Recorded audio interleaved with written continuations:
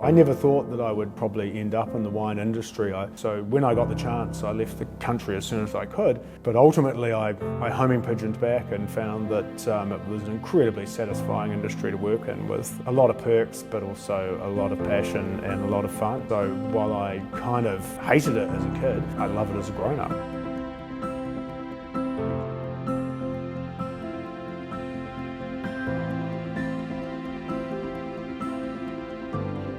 Paul Donaldson, I'm the General Manager here at Pegasus Bay Winery. I've been here since 2005. My family started this winery, well, we bought the land in 1986 and nurseryed and planted vines through, we're just 40 minutes north of Christchurch in North Canterbury.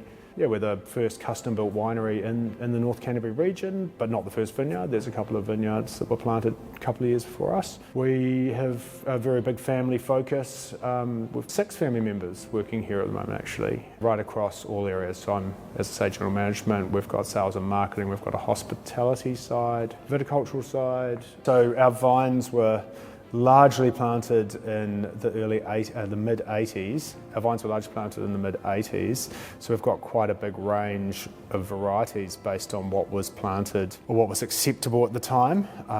So we do everything from Pinot, Riesling, Sauvignon Semillon, Chardonnay, Merlot Cabernet, Malbec, Cabernet Franc, Gewürztraminer. So quite a big range. We've got Muscat. A lot of our vineyard is on its own roots, which is quite unique these days because there was no phylloxera in the country when we planted. All our newer plantings are grafted vines, but we think that gives a real depth of character to our vines. A third of our vineyard is Pinot Noir and a third is Riesling. They're 2 key varietal focuses for us, and a third is everything else. So my parents were reasonably wine obsessed. My father was simultaneously the head of neurology at Christchurch Hospital, but also an international wine judge, a wine writer. He planted his own hobby vineyard with friends over in Horswell. We moved to England in the 80s, and when we got back, he really wanted to do something a bit more commercial, so he looked for a site, which was eventually Pegasus Bay, and he planted it out slowly over many, many years. So his sort of passion and love of wine has led to a lifelong family investment in this industry. Our original vineyard, our home vineyard, is planted in what we believe is one of the it's the least air movement site in the Waipara Valley. The Waipara Valley is shaded on the eastern side by the Teviotdale Ranges, and they block the cold easterly wind, and they pretty much lead us to get 2 or 3 degrees warmer than other parts of Canterbury during the growing season. In our specific site, we get very little air movement, so it gets really hot during the day, but really cold at night. Kind of makes it ideal for Pinot and Riesling and Chardonnay, where we get really great flavour development during the day and really great acid retention during the night. We think it's a pretty special site. We're on a free draining gravel soil, scraped out by an old Ice Age glacier that sort of formed the Waipara riverbed. We're on the Waipara Glasnevin terraces. We find that really allows us to get we're deficit irrigating, so we're getting quite big flavours, big characters coming through in a lot of our wines, which is one of the reasons we love the site. Pinot is a really big focus for us. We have something like 12 different clones of Pinot Noir planted in our vineyard going back to vine age of 35 years now. And we're really looking for an expression of the vintage, the variety in the vineyard with Pinot.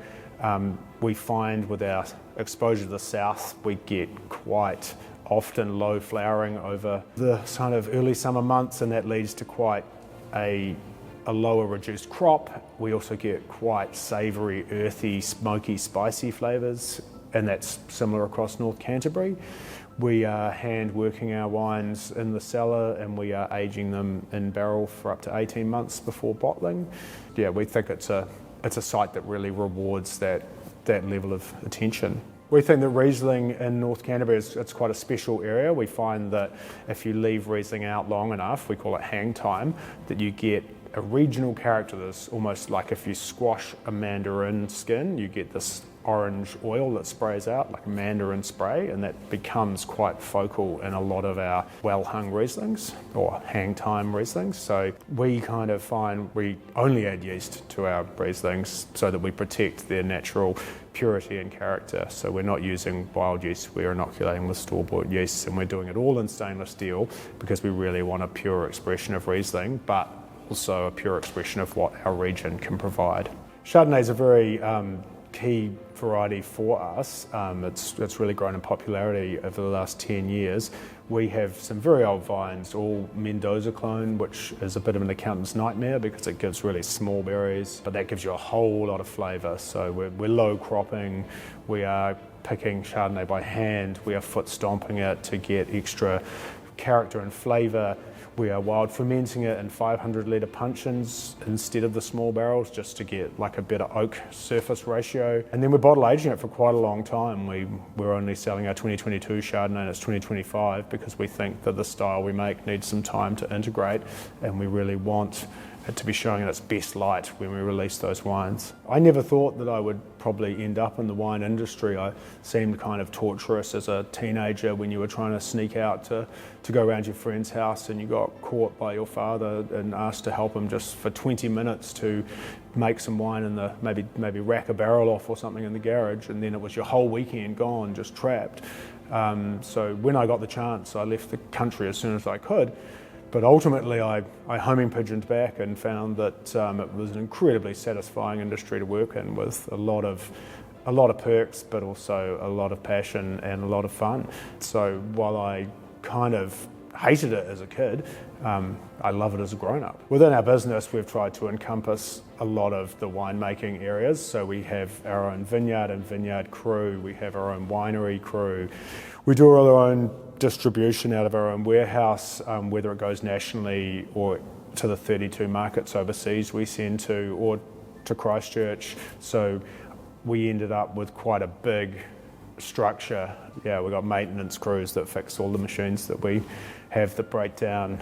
We've got warehouse staff that have to send the wine out. We've got office staff. We've got family members. You're working with family every day, and I've got a big family. So yeah, we've got our own hospo side with a deli. We've got our own tasting room. So it's quite a big operation. We have our own grounds with gardeners that need to make them look great. When we purchased the block, there was only one tiny cottage on it and the rest was all sheep farm, and we had quite a big overgrown gully full of creepers. My mum set about, and I had no clue when I started helping her as a 9-year-old, that it would turn into what it is, but she set about creating her own stamp on the gardens, clearing all the gullies, putting in waterfalls, damming the creek that was there, slowly developing the grounds over years and years and years. And even now, at 78, she's still dominating the ride-on lawnmower and taking care of business out in the gardens. It's pretty crazy. There's plants here that I planted almost 40 years ago, and that she has continued to just plant all the way through. That's very recently been named a Garden of National Significance and has been put on the National Significance Gardens Trail. So she's exceptionally chuffed with that.